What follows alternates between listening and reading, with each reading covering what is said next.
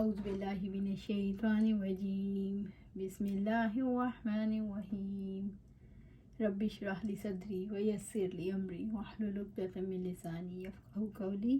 ہم دیکھ رہے تھے اور آدم علیہ السلام بھول گئے۔ ہم نے پچھلی جو آیات دیکھی تھی 115 اور 16 میں بنیادی بات تو اللہ تعالیٰ نے سمجھا دی تھی کہ کہیں ایسا نہ ہو کہ یہ شیطان تمہیں جنت سے نکلوا دے۔ اس کا مطلب یہ ہے کہ اللہ تعالیٰ نے خطرے سے آگاہ کر دیا تھا، اور آگاہی کس حوالے سے تھی کہ تمہارا ایک دشمن ہے، دشمن دشمنی کرتا ہے اور اس کی دشمنی ہمیشہ جاری رہتی ہے۔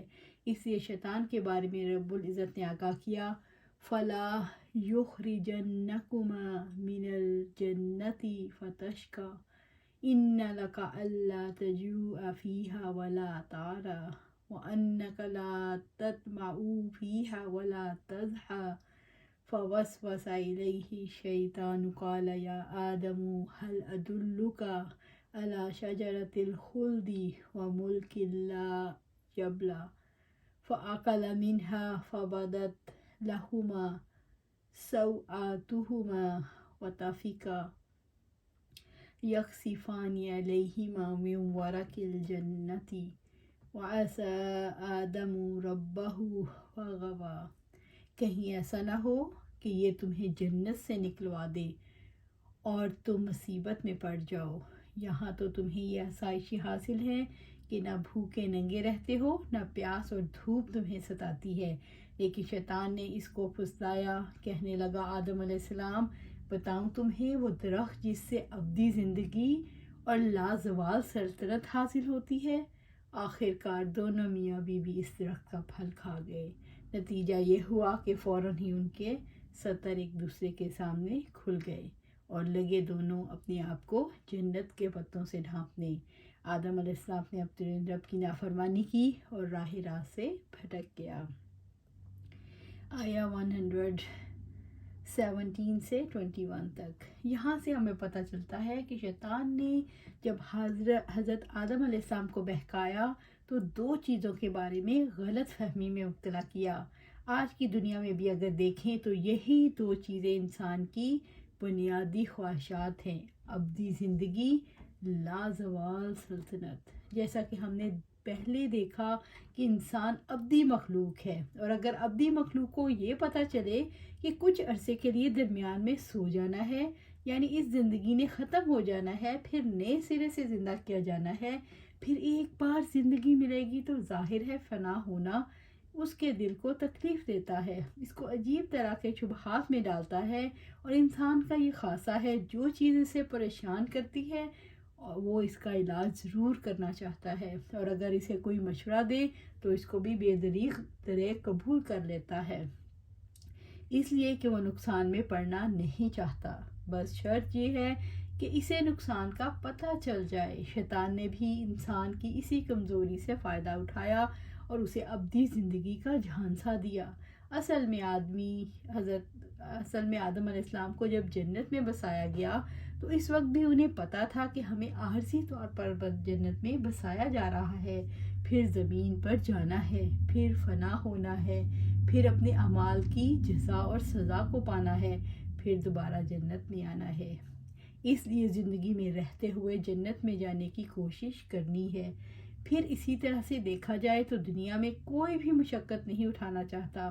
انسان یہی چاہتا ہے کہ اسے مشقت کے بغیر ہی ساری نعمتیں مل جائیں۔ شیطان نے اسے یہی جھانسا دیا کہ آپ میری بات مان لو تو جنت سے نہیں نکالے جاؤ گے، مشقتوں سے بچ جاؤ گے۔ اللہ رب العزت نے درخت کا پھل کھانے سے منع کیا تھا، لیکن شیطان نے انسان کو پھسلا دیا۔ دراصل انسان قائل ہو جاتا ہے، اس کی عقل جھکتی ہے، اور یہاں پر یہی بات بتائی جا رہی ہے، جس وقت انسان اونچا خواب دیکھتا ہے، اس کو پانے کی کوشش کرتا ہے، تب اسے کوئی دھوکے میں مبتلا کرنا چاہے تو دھوکہ کھا جاتا ہے۔ مثال کے طور پر دیکھا جائے تو دنیا میں بھی بہت سارے دھوکے انسانوں کو دیے جاتے ہیں، اور انسان ان دھوکوں میں آ جاتے ہیں۔ جیسے لاٹری اسکیمز ہیں، انسان کو اگر یہ پتہ چلے اچھا اگر فلاں پرائز بانڈ خرید لیا تو انعام نکل سکتا ہے تو خرید لیتا ہے۔ اسی طرح اس کو اگر پتہ چلے کہ فلاں مد میں مال لگایا جائے تو اس سے اتنا منافع ہو جائے گا تو وہ منافع کی خاطر مال لگانے کے لیے تیار ہو جاتا ہے، چاہے بات سچی ہو یا نہ ہو۔ اسی طرح انسان سے چھوٹی چھوٹی باتوں میں لالچ میں آ جاتا ہے۔ ایک بچے کو دیکھیں، آپ اسے چاکلیٹ کا لالچ دے سکتے ہیں، آئس کریم کا لالچ دے سکتے ہیں، بڑے ہوں تو لالچ بڑے ہو جاتے ہیں، اور اسی طرح یہ لالچ انسان کی موت تک اس کا پیچھا نہیں چھوڑتے۔ انسان خاص طور سے دو چیزوں کی حس رکھتا ہے، ایک تو یہ کہ اسے ایسی زندگی مل جائے جو کبھی ختم نہ ہو، اور وہ چاہتا ہے کہ اسے لمبی عمر ملے، وہ کبھی موت کے بارے میں سوچنا نہیں چاہتا۔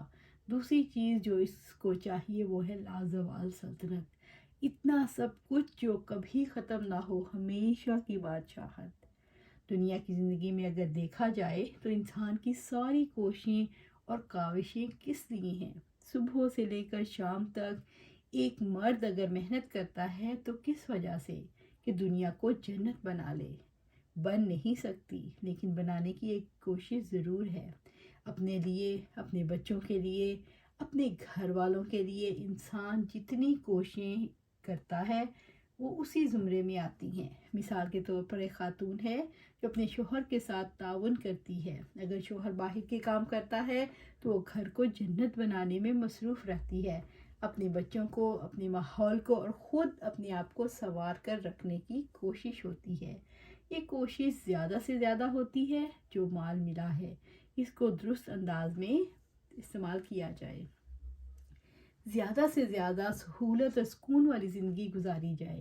اس سے ہمیں یہ پتہ چلتا ہے عیش و آرام اور سکون سے بھرپور زندگی انسان کی بنیادی خواہشات میں سے ہے، اور انہیں وجوہات کی بنا پر انسان دنیا کی زندگی میں اپنا وقت بھی لگاتا ہے، قوتیں بھی اور صلاحیتیں بھی۔ تو رب العزت فرماتے ہیں تمہارے سامنے آدم علیہ السلام اور حوا علیہ السلام کی مثال موجود ہے، دیکھ لو، جان لو کہ شیطان نے انہیں کیسے بہکایا، ان سے رب کے حکم کی خلاف ورزی کیسے کروائی۔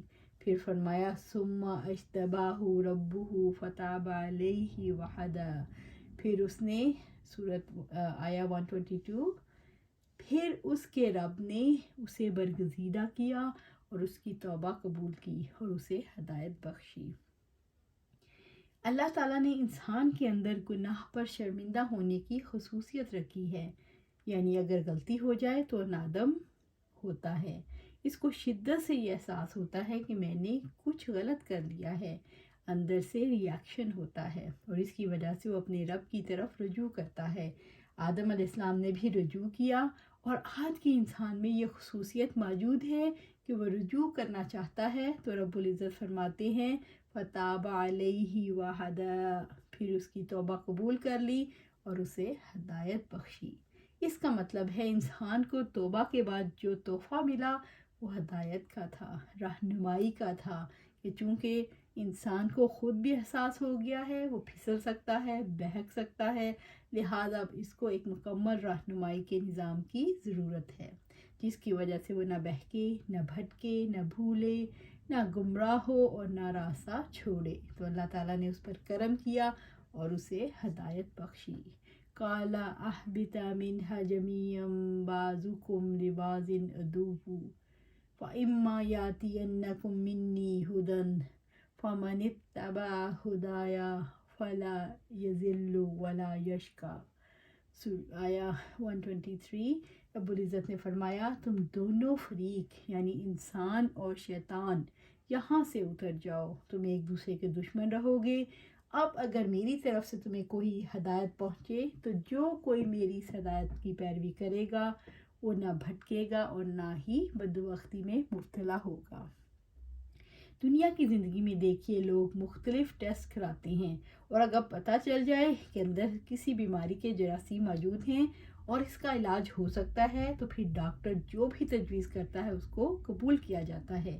مجھے ایک خاتون نے بتایا جب ڈاکٹر نے ان کا آپریشن کرنا چاہا تو انہیں اس چیز کا شک ہوا کہ اندر کوئی گروتھ موجود ہے، تو انہوں نے ٹیسٹ کے لیے اسپیسیمن لیا۔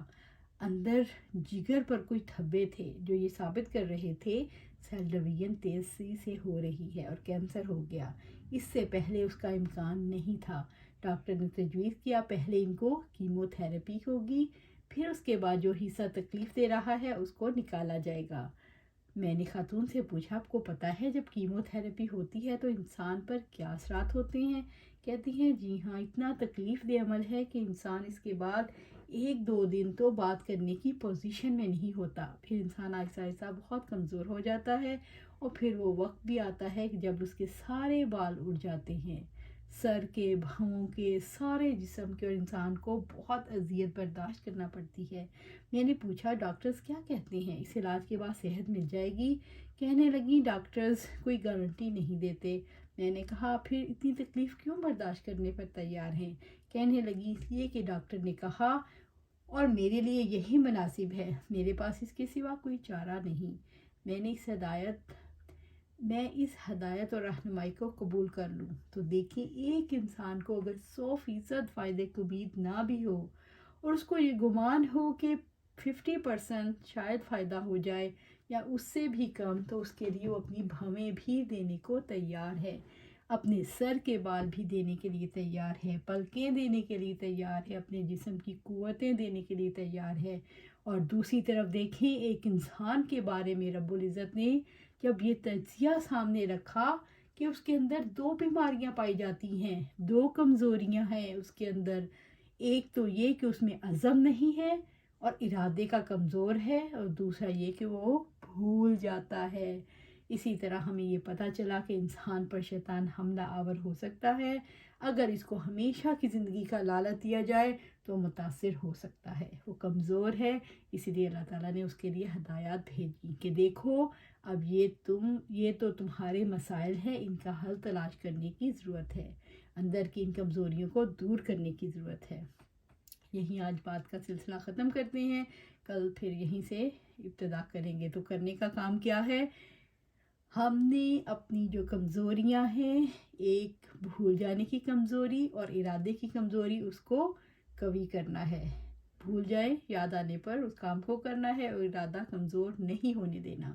اور شیطان جو ہمیشہ کی زندگی کا لالچ دیتا ہے اور لازوال ہمیشہ رہنے والی چیزوں کی، سلطنت کی، ہمیشہ سہولتوں کی، یعنی کہ ہر وقت مال و دولت اور آسائشوں کی جو ہمیں لالچ دیتا ہے، اس سے باہر نکلنا ہے، کیونکہ ہر چیز ہمیں ملے گی جنت میں، ہم ہمیشہ تو اس زندگی میں رہنے نہیں آئے۔ تو انشاءاللہ اللہ سبحانہ تعالیٰ سے دعا ہے قرآن و سنت کے مطابق زندگی گزاریں اور اللہ سبحانہ تعالیٰ قرآن و سنت پر عمل کرنے کی استقامت عطا فرمائے۔ آمین یا رب العالمین۔